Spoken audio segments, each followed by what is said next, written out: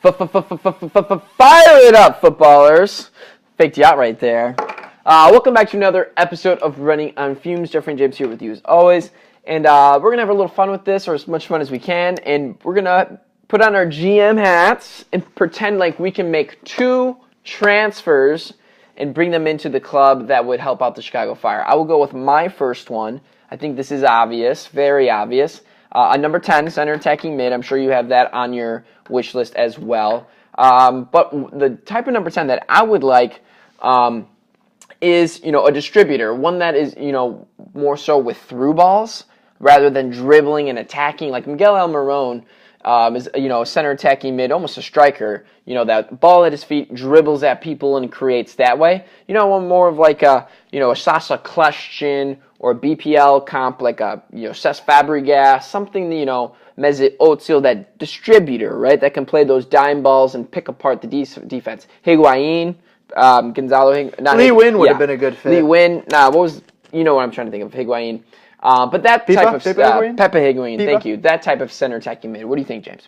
Yeah, I think you're dead set on that one. I dead right on that one. That we need a passer in the cam, a distributor, somebody who has vision, because we have a fantastic trickster dribbler over on the left side with Katai. We need someone with the vision and the passing ability in that cam role, because we do have it at the center mid, but they're being called out to do too much. They're the deep liars. They're lying deep. And then we need a right winger who is pacey.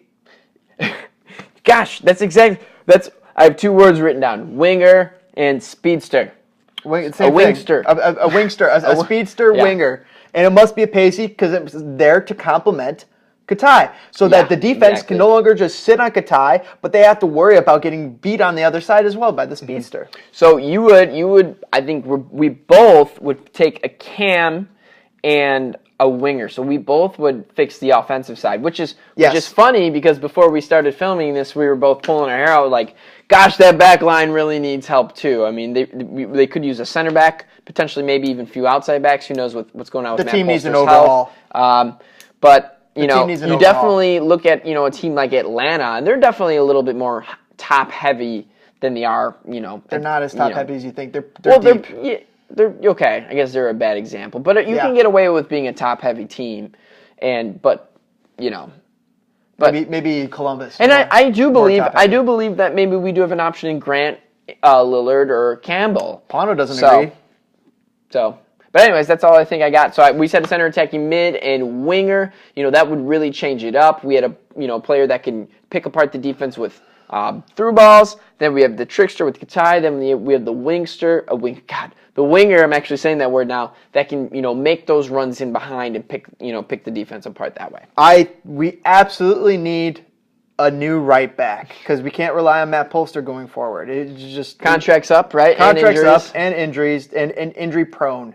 And as much as I would love to bring him back next season, I hope that their Fire are able to resign him. You can't bring him back under the pretenses that he's your starting right back. Because look what's happened 2 seasons in a row now. You go into the season thinking Matt Polster's your starting right back, and then he's missing half of the season. The best, or all of it. The best ability is availability. It really is. And it's a shame because Matt Polster's probably one of my favorite. I call him like he was the one soul of the best players last year. He's one of my favorite players on the Fire. Absolutely. I think right back and left back are both things of necessary. I don't think Brandon Vincent I think he's peaked. I think he's reached his potential. I don't think he's MLS great. He's MLS good enough.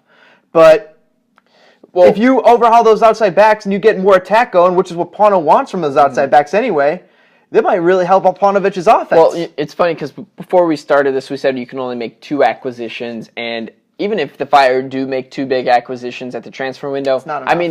It's not enough. So they definitely need to add at the back line. I think they might be okay in the mid line, with their 3 center mids if they keep playing that 4-3-3. And never play Johnny again. Need defenders, they need wingers, and they need a center attacking mid. So a center back too. Obviously, we left off the list here, but. Yeah. We do have Campbell and Grant, who I would like to see them get more time. But definitely need more time.